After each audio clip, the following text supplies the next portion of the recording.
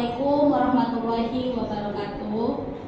Ya ayyuhalladzina amanu hal adullukum ala tijaratin tunjikum min adzabin alim tu'minuna billahi wa rasulihi wa tujahiduna fi sabilillahi bi amwalikum wa anfusikum dzalikum khairul lakum in kuntum ta'lamun.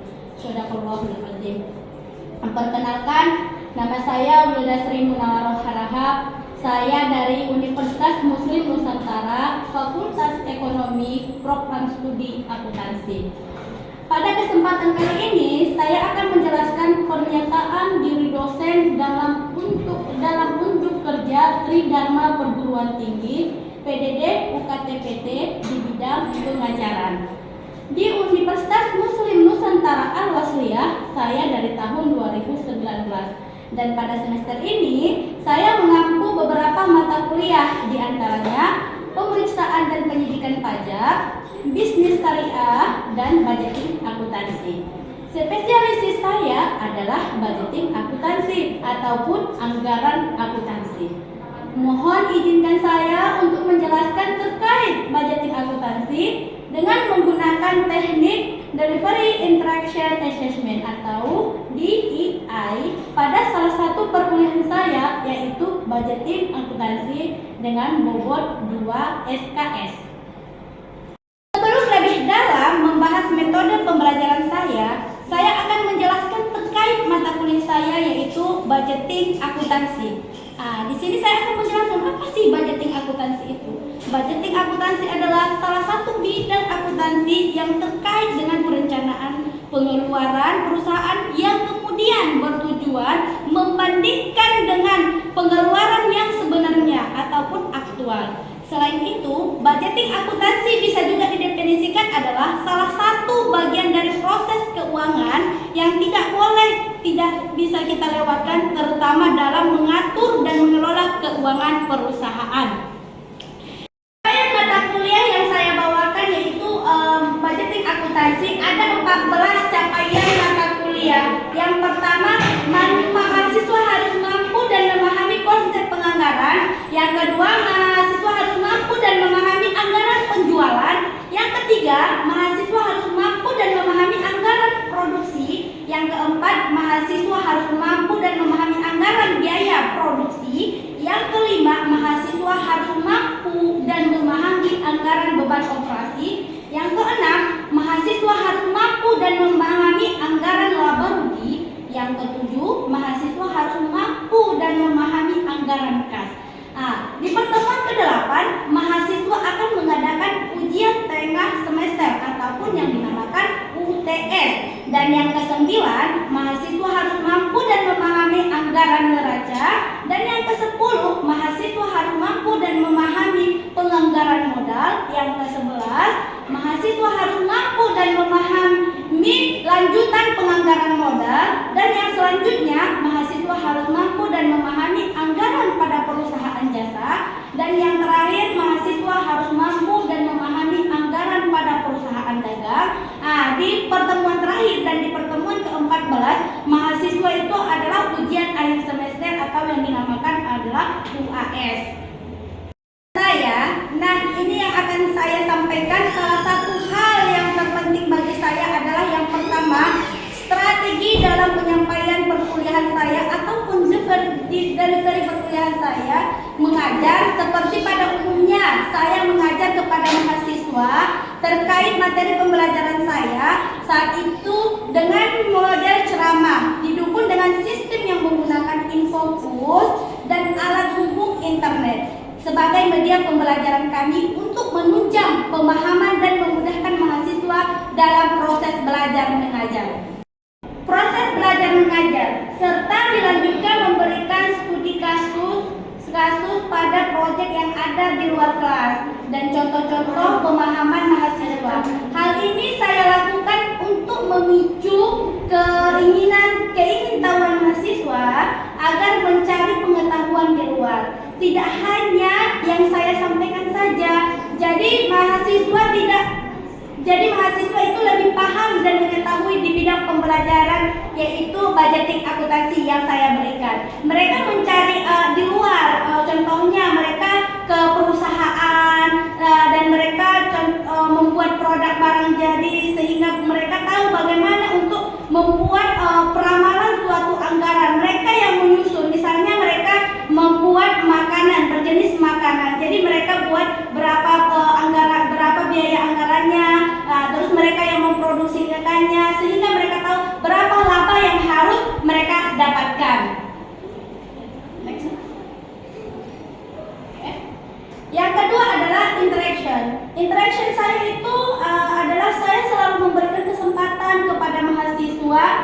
Saya selalu bertanya, apakah ada yang ingin bertanya, apakah ada yang mau disanggah, dan apakah ada yang mau disampaikan sesuatu. Saya memberikan kesempatan bagi mereka agar mereka berkomunikasi dengan baik dan benar, sehingga kedepannya mereka lebih berani dan percaya diri terhadap diri mereka sendiri. Saya membiasakan hal-hal seperti itu di kelas. Dan selanjutnya, untuk interaksi saya dengan mahasiswa, saya tidak pernah membatasi waktu kapanpun mereka butuhkan saya, terutama dalam pembelajaran saya selalu siap, insya Allah 1 kali 24 jam. Selagi saya bisa menjawab pertanyaan katakan baik lewat media sosial, saya akan berusaha yang terbaik untuk mereka demi kelancaran proses belajar dan mengajar saya.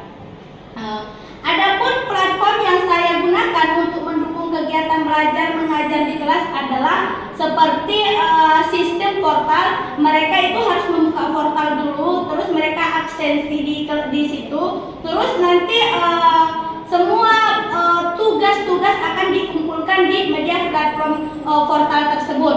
Jadi portal itu digunakan untuk dimana mahasiswa mengisi absen kelas, mengumpulkan tugas-tugas yang diberikan dosen, itulah yang digunakan platform bagi mahasiswa.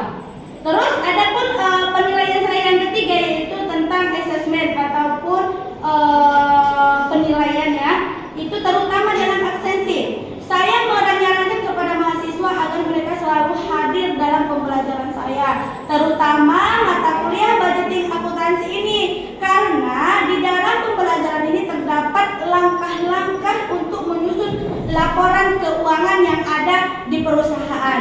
Jadi kalau mahasiswa ini hari ini datang, besok tidak datang, besoknya lagi tidak datang, akan mempersulit mereka dalam mengikuti pelajaran budgeting akuntansi ini.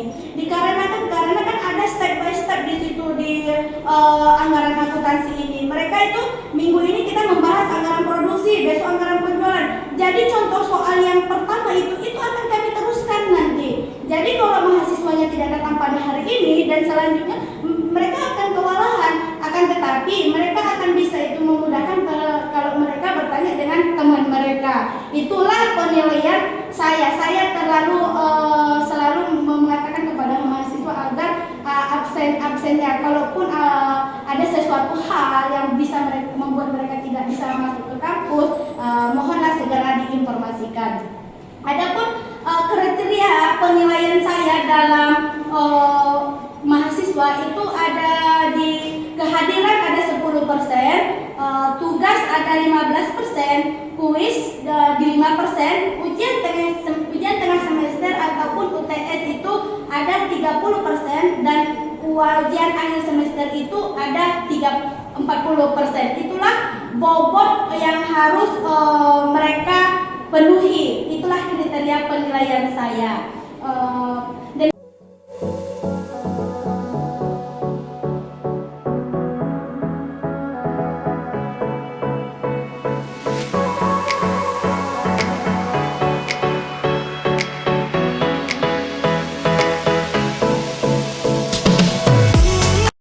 Assalamualaikum warahmatullahi wabarakatuh. Waalaikumsalam warahmatullahi wabarakatuh.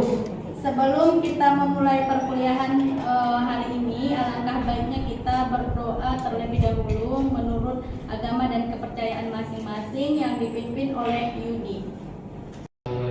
Dan marilah kita baca doa menurut agama kita masing-masing. Bismillahirrahmanirrahim. Ya ayyuhallazina amanu hal adullukum ala tijaratin tunjikum min azabin alim. Tu'minuna billahi wa rasulihi wa tujahiduna fi sabilillah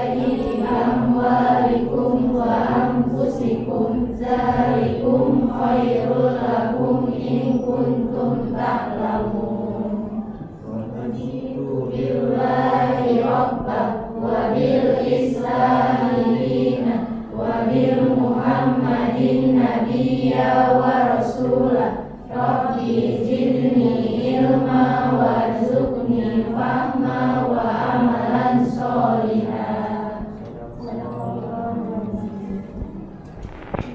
Baiklah, sebelum kita memulai perkuliahan kita pada pagi hari ini, alangkah baiknya Ibu absen dulu ya. Ilham, Khadijah, Triwulandari, Popi, Suri Ambar, Nur Fadilah, Rizka, Dea, Pauja, Rasid, Albi, Abni, Fadila, Pipi, Nurkori, Sri Kumala, Febrianti, Cynthia, Rizky, Nurmala, Mega, Juliati.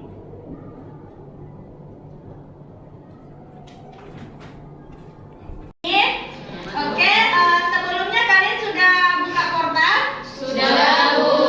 Sudah absen? Sudah, Bu. Oke, kan kita kan harus absen di portal dulu. Kalau kita tidak absen di portal, kita tidak bisa membuka perkuliahan kita di pagi hari ini. Ya, silakan absen dulu. Pada pagi hari ini kita membahas tentang budgeting akuntansi, yaitu di bab pertama mengenai konsep dasar penganggaran. Apa itu konsep dasar penganggaran itu? Siapa yang tahu apa itu yang dimaksud dengan anggaran? Ini kan di semester 7 nih kan? Pada dasarnya mungkin di semester 1, 2, atau 3 dulu pernah kalian yang dinamakan itu anggaran. Apa itu yang anggaran? Siapa yang tahu apa anggaran? Ada yang tahu apa yang dimaksud dengan anggaran? Apa itu anggaran? Siapa yang tahu apa anggaran? Saya, Bu. Iya, itu anggaran. Anggaran merupakan pedoman tindakan yang akan dilaksanakan perusahaan atau organisasi mengikuti rencana pendapatan, belanja, transfer, dan biaya yang diukur dalam satuan uang yang disusun menurut klasifikasi tertentu secara sistematis untuk satu periode. Oke, benar. Itu suatu penyusunan laporan keuangan ya. Terus ada pendapat yang lain? Ya, itu anggaran.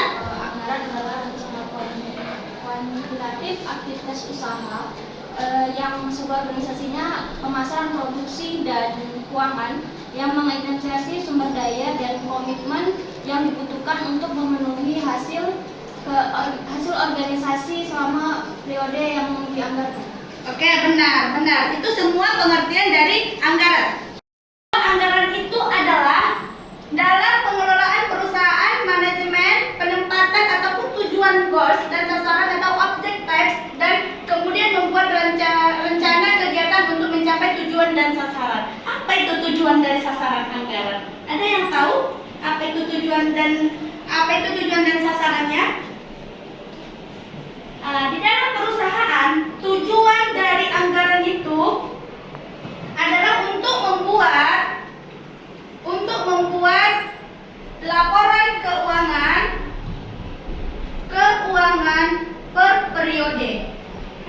Contohnya nih, kalau di dalam suatu perusahaan itu kita kan ada pembuatan rancangan anggaran. Itu biasanya kita asumsikan itu di tanggal 31/12. Di sini penutupan. Setelah itu kita sudah membuat rancangan lagi kembali di situ juga untuk periode berikutnya, seperti itu. Jadi setiap perusahaan itu sebelum dia memulai kinerja ataupun membuat suatu produk gitu kan, dia merencanakan berapa sih budget yang harus kita buat gitu. Misalkan nih penjual sepatu. Otomatis kan kalau penjual sepatu itu memerlukan bahan baku. Terus apa lagi? Tenaga kerja. Terus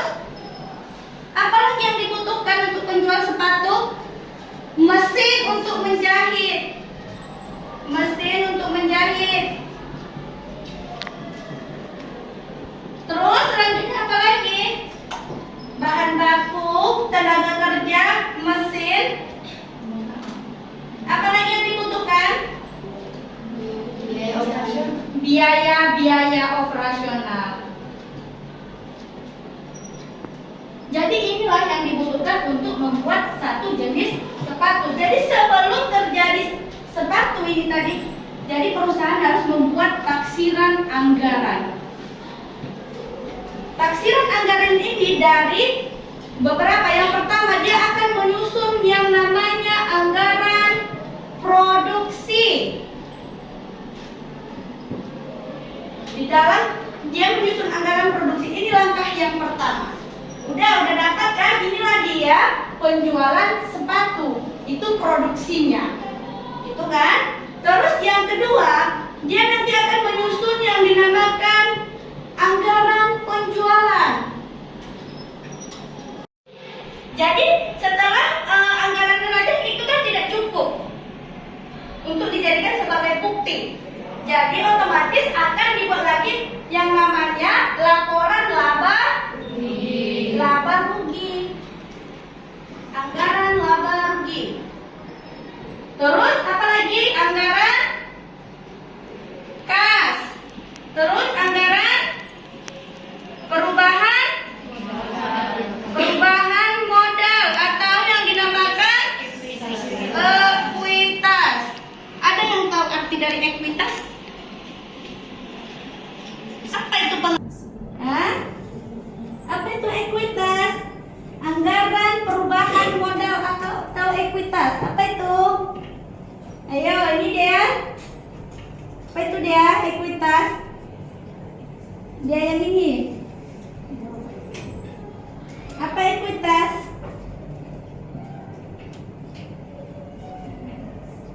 Siapa yang tahu ekuitas apa?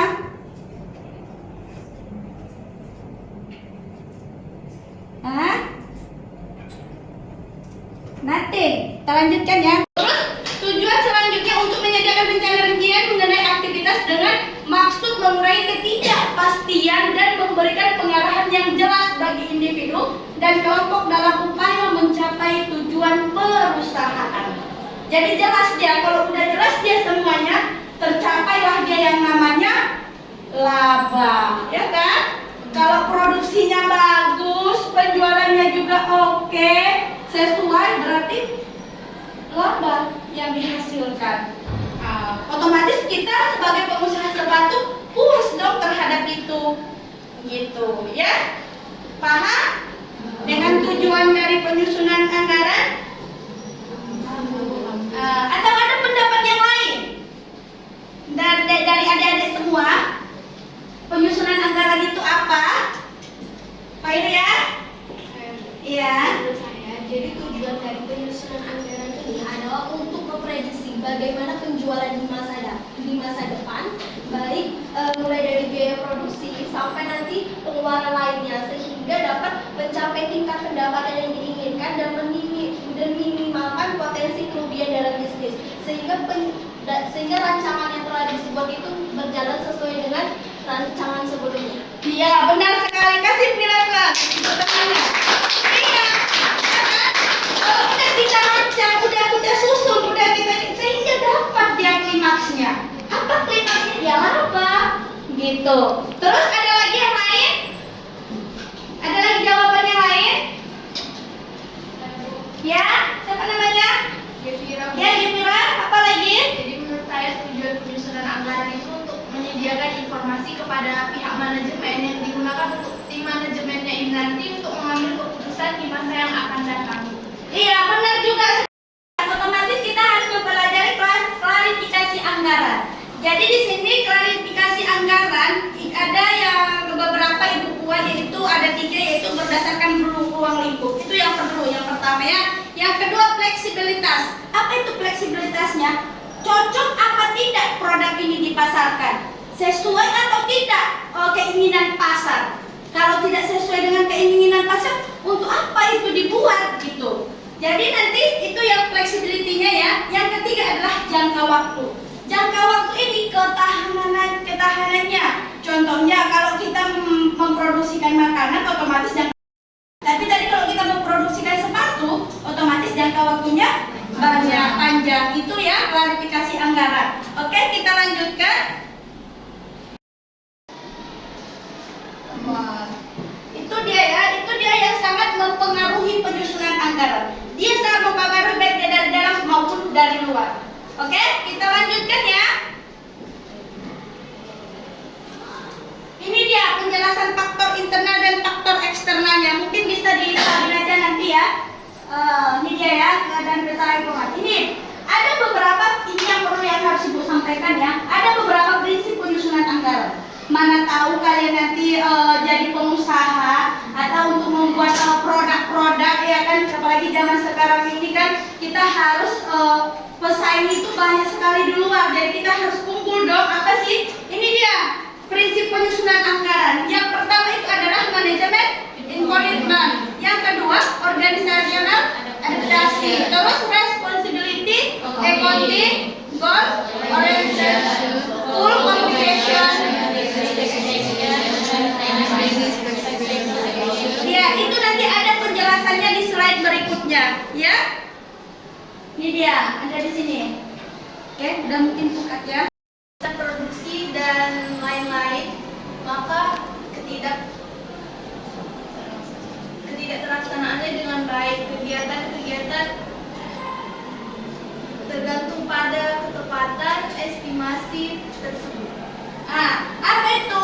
Karena anggaran katanya disusun berdasarkan estimasi ataupun permintaan efektif. Itu suatu kelemahannya. Terus kepastian produk yang lain-lain, maka terlaksananya dengan baik sehingga kegiatan-kegiatan tergantung pada ketetapan estimasi tersebut. Yang kedua, anggaran hanya merupakan rencana dan rencana tersebut baru berhasil apabila dilaksanakan secara sungguh-sungguh. Kalau 1 kali, 2 kali, 3 kali kita mencoba gagal dan selanjutnya kita ya sudahlah gitu, otomatis kita tidak akan mendapatkan kemaksimalan itu ataupun laba yang kita harapkan. Jadi produk ataupun anggaran yang kita buat untuk membuat produk suatu yang baru itu adalah terbengkalai karena kita ya sudahlah gitu, ya kan?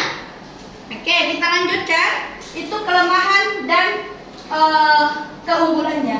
Ada beberapa faktor yang mempengaruhi penyusunan anggaran, yaitu faktor internal dan faktor eksternal. Apa itu faktor internalnya? Faktor internal apalagi yang keunggulan dan kelemahan dari penyusunan anggaran ini? Ya, siapa namanya? Alfi apa? Indah Zahara, apalagi? Nah, jadi setiap anggaran itu yang perlu kita ambil itu harus diperiksa secara menyeluruh sebelum anggaran yang dapat dibuat. Bahkan jika ada pilihan untuk tidak melanjutkan keputusan tersebut, manajemen masih dapat memperoleh manfaat besar dari analisis. Rencana pengeluaran merupakan penelitian untuk bekerja sehingga dapat digunakan sebagai tolak ukur mengevaluasi integritas atau ketidaksetujuan dari suatu hasil yang diperoleh. Iya, benar sekali. Itu dia ya, kelemahan dan keunggulan dari penyusunan anggaran. Oke? Pokoknya, yang pertama itu adalah menentukan kebijakan umum. Yang kedua, meminta atau menerima dan menelaah taksiran anggaran individu. Ini meminta dan menerima ini maksudnya kita sebagai investor ini ya, contohnya kita sebagai investor meminta dan menerima. Kita harus siap apapun masukan dari yang lain, maksudnya dari karyawan kita, dari pelanggan-pelanggan kita harus menerima. Maksudnya seperti ini, suatu produk kan sepatu, Ibu contohkan kan produk kita adalah sepatu. Mereka pelanggan komplain, karena apa? Bu, jahitannya itu rusak sehingga pemakaian kami tidak tahan lama. Itu kita harus terima permintaannya seperti itu. Itu sebagai kita masukkan sebagai salah satu salah satu masukan untuk memperbaiki kinerja kita, untuk memperbaiki produk kita, begitu. Jadi kalau kita dibilang meminta dan menunda penilaian taksiran anggaran itu, kita jangan menolak itu, kita terima aja, ya. Yang kedua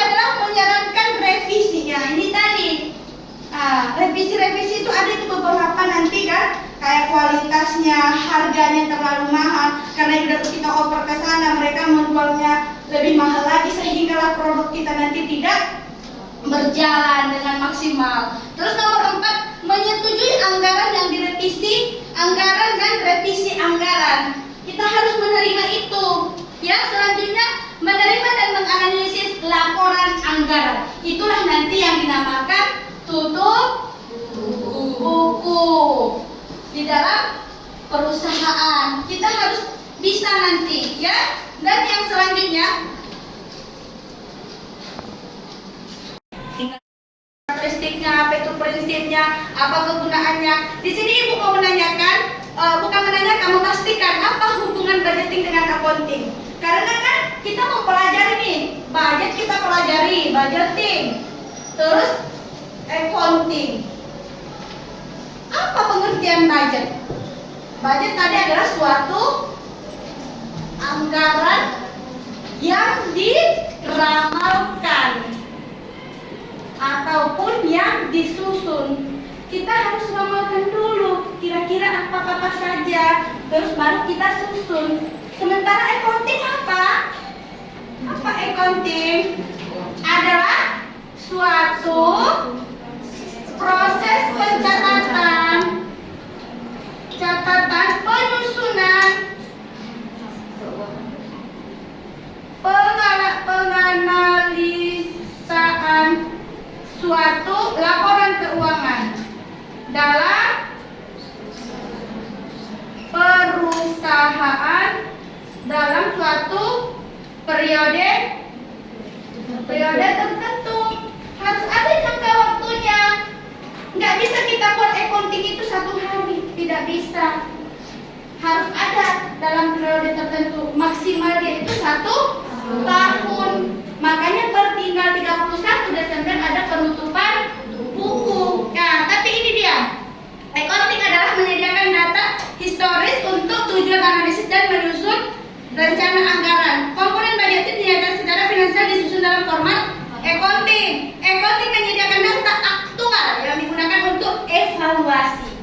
Jadi kalau katanya budget itu di sini kita masih disusun dan diramalkan. Sementara di accounting ini adalah sudah kita bukukan. Ya kan? Makanya ini tidak bisa dipisahkan budgeting akuntansi. Ya kan? Anggaran perusahaan. Oke? Mungkin setelah beberapa penjelasan dari Ibu, ada yang bisa untuk menangkap dari penjelasan Ibu, maksudnya meresume apa yang didapat pada hari ini. Siapa nak? Iya siapa namanya? Fauza, Bu. Iya Fauza. Apa yang bisa kamu tangkap dari yang Ibu jelaskan tadi? Jadi anggaran ini merupakan salah satu jenis planning atau rencana.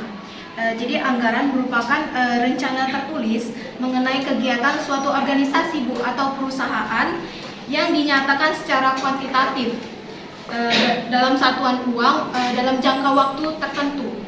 Iya, benar sekali. Terus selanjutnya itu tujuannya Bu, tujuan penyusunan anggaran, yaitu untuk menyatakan sasaran perusahaan secara jelas dan formal. Yang kedua itu untuk mengkomunikasikan sasaran tersebut kepada pihak manajemen atau pihak-pihak yang terkait. Selanjutnya untuk menyediakan rencana yang rinci mengenai aktivitas dengan maksud mengurangi ketidakpastian. Yang keempat itu untuk mengkoordinasikan metode yang akan ditempuh dalam rangka memaksimalkan sumber daya seperti tenaga kerja maupun persediaan. iya, benar sekali. Itu dia ya. Berapa resume yang udah disebutkan teman kita. Oke? Dekat sekali lagi ya. Di pagi hari ini karena jam kita pun sudah selesai, sebelum kita mengakhiri perkuliahan ini, Ibu akan membuat tugas. Tapi tugasnya dikerjakan di rumah. Batas pengumpulannya paling lama 2 hari. Terus nanti pengumpulannya kalian buat ke portal kita, karena di portal nanti udah ada Ibu buat di situ sistemnya ya. Di situ nanti kalian masukkan ke situ. di ruang tugas ya. Ini tugas kita, ada beberapa tugas. Di sini ada, kalau nggak salah itu ada 7 atau berapa ya? Nah, ada 7 tugas. Itu nanti kalian kerjakan di double folio, tulis tangan, baru kalian fotokan berbentuk PDF. Ibu tidak mau yang di copy paste, kita buat di laptop. Ibu tidak mau itu baru dikirim. Kalian harus menulis tangan dulu.